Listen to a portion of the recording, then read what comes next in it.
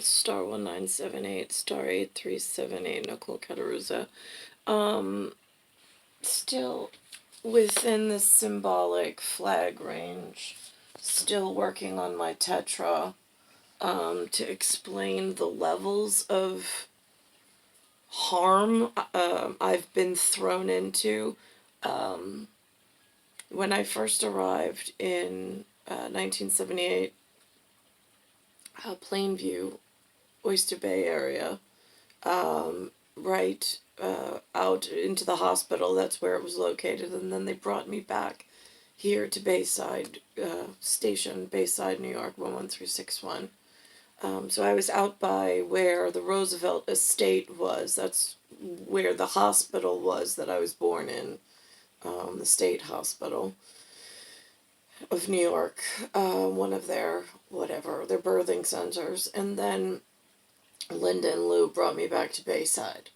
The local area was whatever it was in whatever I'm not speaking on.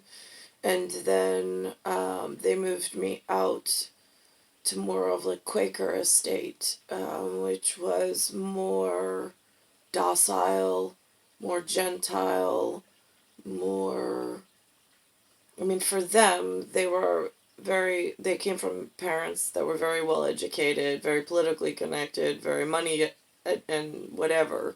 They had country club lives, they traveled a lot and whatever. I did not. But I was housed in Cold Spring Harbor in what's called a high ranch, but it's just a box. It's a 2-level box that just has rooms. So, but it was my father used to call it the tree house. And it was surrounded by woods, and then a road ran in the back of it where they used to say motorcycle gangs would ride, or motorcycle clubs would ride, and you'd hear their loud muffler.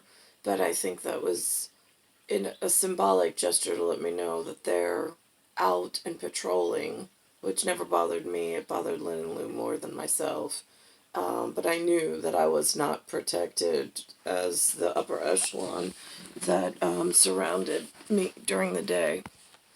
So, so I would go to elementary school via bus, really, and it was a far ride, but it was a quiet, not like there was no yelling, there was no hitting, there was no misappropriate touching of any kind. It was a well-qualified staff, and it was a mild education. It was not romancing a chalkboard in high physics. It was more just some form of social interaction without touch, without physical contact, but within close proximity. So that was the sheltered, like growing up under a rock type scenario that I began within. There was no girls. I mean, there was an instance where in 4th grade, Miss Harrison's class, I think somebody purposely riled the girls up to verbally attack me. But there was some kind of Illuminati contract that day that was going on, which I didn't even know what that was about. But they wanted to, they made me the goddess. They said, no, that's what our people are saying that you are. You're a creation goddess. You're not like the rest of us. I'm like, all right. And so I don't understand why you're all so hostile towards me. And then they were trying to come up with a defense for their human anger in 4th grade. I mean, again, like, these are not normal situations for humans, but this is what happened with me. So I was not exposed to some of the chemical components that perhaps some of the city kids were. And again, like, networks, there were none. It was whatever names showed up in the class for that year, and That was really it. Lou and Lynn never really had money. Like, it was always a struggle. They were always fighting over money. It was month to month, and they never even knew if they had enough money for next month. So there was no, like, excess, like, basketball or swimming. Like, I mean, that was, if it was after school and offered free, I was allowed to do it. But if it cost money, it was, like, iffy if they were going to be able to afford to do it. Um, Now, flash forward to that's the way I was raised, so that's my experience with drugs and humans.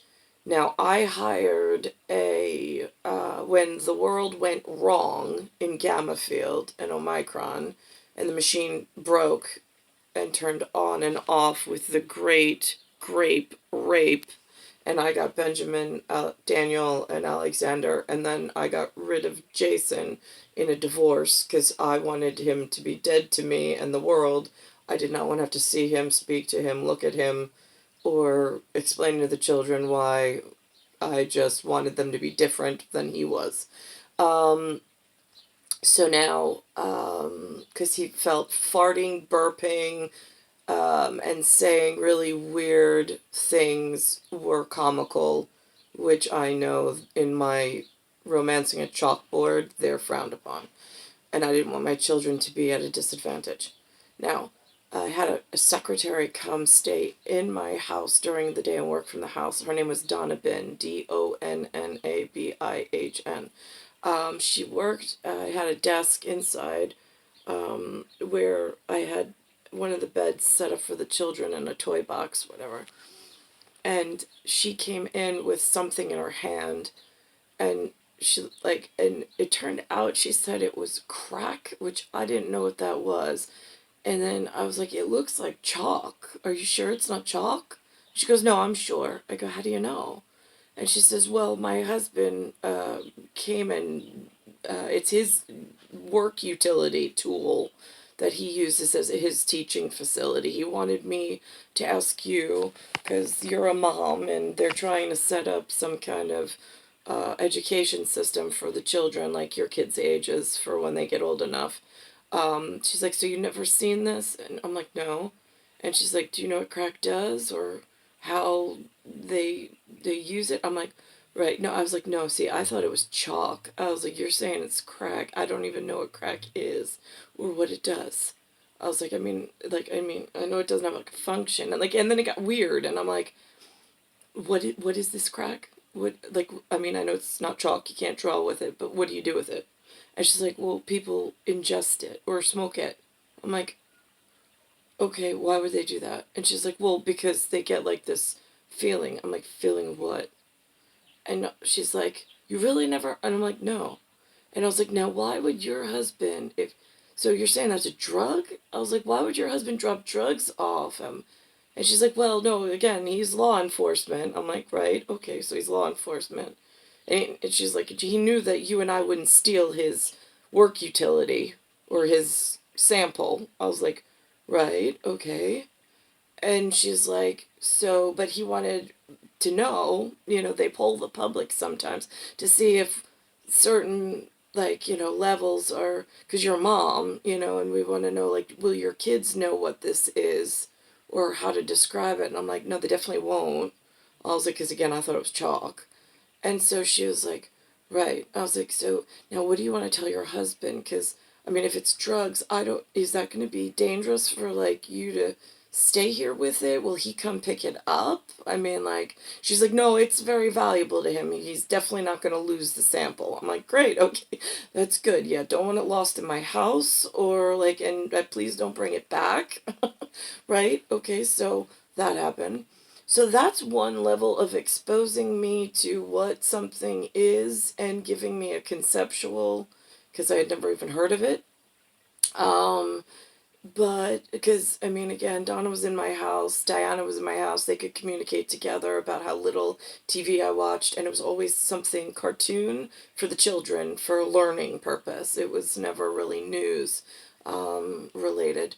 And then later on, the world handed me TEOFRIO 1975 and a whole dipshit crew of drug addicts, derelicts, state prison inmates.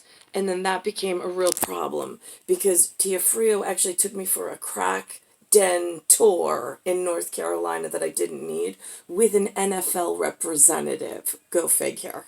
I don't know why this level of exposure was necessary because I didn't ask for it, I didn't need it, and I belong to a science principal named Eric, and he's my target mark. He's the one I wanted to be with forever and not have to do this version of human.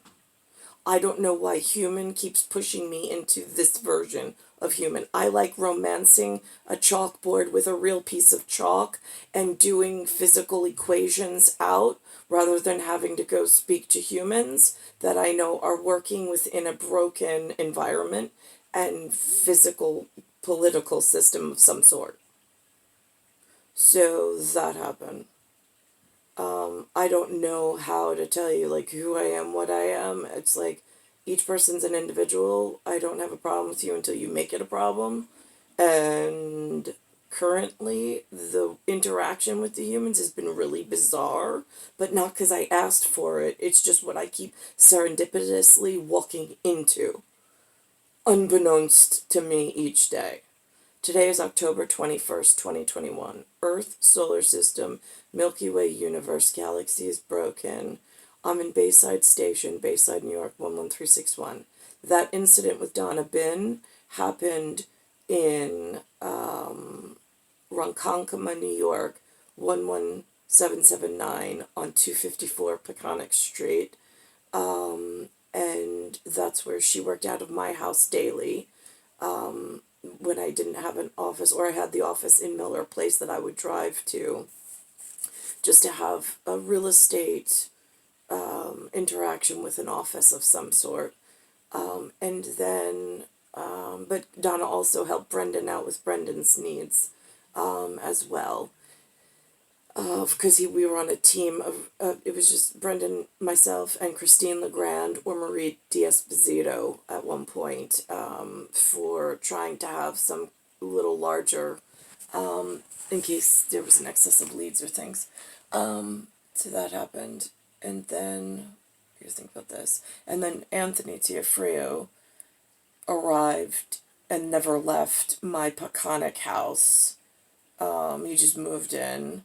And then, like, everything started deteriorating, becoming big holes in the foundation and cracks of, like, big kinds in time and space in my Tetra system, which I couldn't get out of. It was like a quicksand, like, falling in on itself. And then and then that led to Patchogue House on Maple, which then led to Rowe Avenue House, which now back to Bayside. And I still can't seem to get out from underneath this TEOFRIO nightmare with Romer. It's Nicole Cataruza, star 1978, star 8378.